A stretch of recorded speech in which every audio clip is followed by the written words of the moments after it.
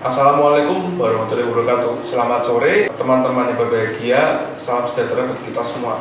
Kami berempat akan mendiskusikan tentang pemilu pertama pada tahun 1955.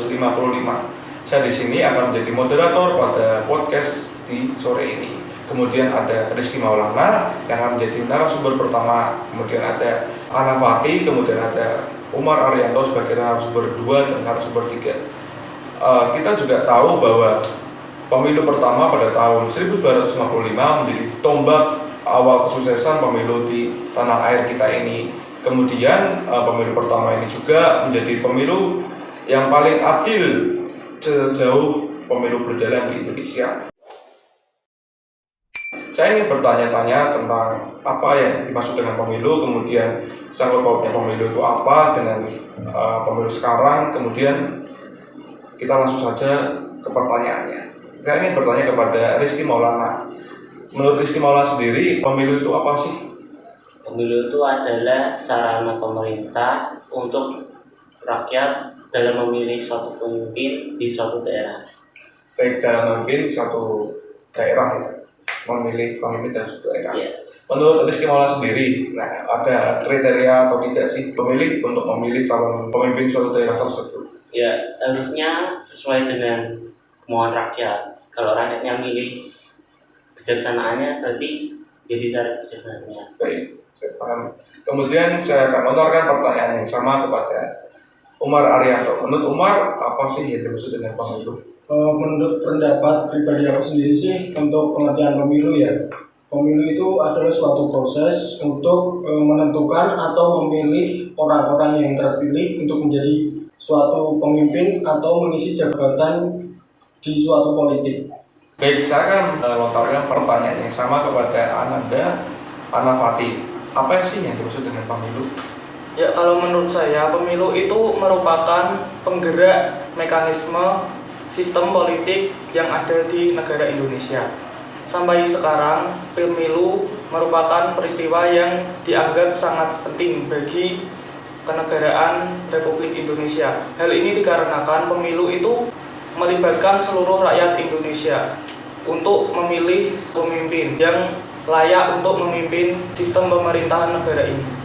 Baik, pernyataannya bagus daripada Ana Fati. Kemudian kalau membicarakan tentang pemilu sendiri, menurut pandangan saya, pemilu itu ya seperti yang dikatakan ketika narasumber kita hari ini, ada yang untuk memilih suatu daerah, ada yang memilih tadi Ananda Umar bilang tadi, dan juga Ana Fati juga bilang tadi seperti itu. Menurut pendapat pribadi saya, pemilu juga sangat dibutuhkan di negara Indonesia, apalagi Indonesia adalah negara yang demokratis dan menganut sistem parlementer, bukan menganut sistem yang monarki yang dipegang kekuasaannya oleh raja. Jadi Indonesia memerlukan pemilu ini, apalagi pemilu pertama yang menjadi tombak awal kesuksesan pemilu selanjutnya.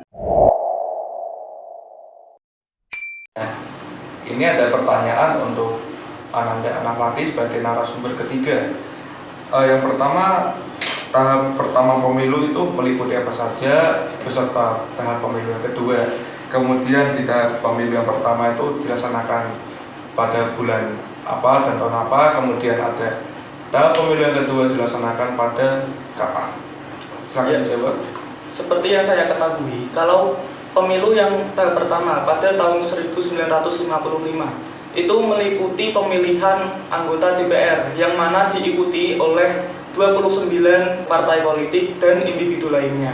Pemilu tahap 1 ini dilaksanakan pada tanggal 29 September tahun 1955. Lalu tahap yang kedua yang mana meliputi pemilihan anggota konstituante.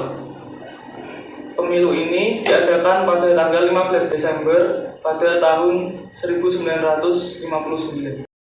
Nah, tadi kan kita sudah membicarakan tentang tahap-tahap pemilu pada tahun 1955. Nah, kemudian setelah ada tahap-tahap, kemudian ada hasilnya. Nah, untuk hasilnya sendiri bagaimana?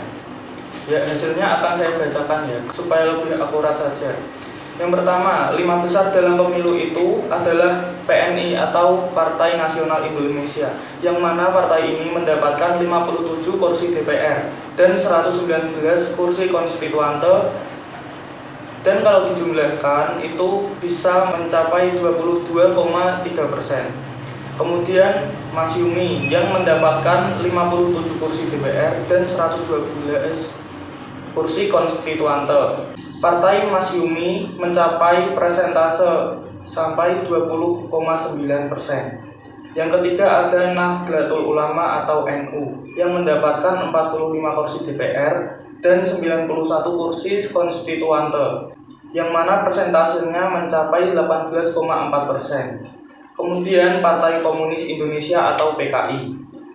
Partai Komunis Indonesia mendapatkan 39 kursi DPR dan 80 kursi konstituante, yang mana partai ini mencapai persentase mencapai 16,4%.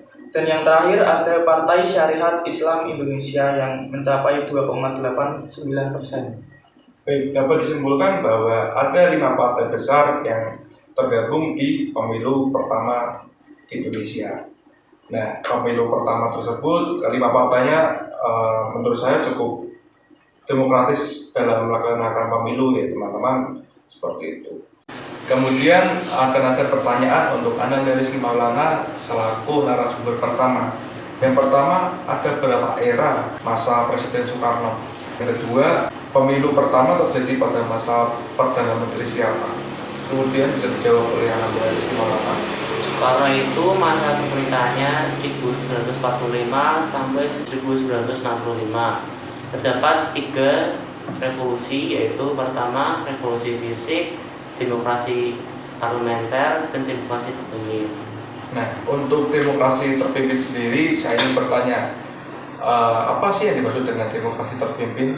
Demokrasi terpimpin itu semua keputusan di tangan oleh presiden. Baik, silakan dijawab yang pertanyaan selanjutnya. Untuk pertanyaan nomor 2, yaitu pemilu pada masa Baharudin Harahap. Nah, untuk Baharudin Harahap sendiri itu berasal dari partai mana ya kalau boleh tahu?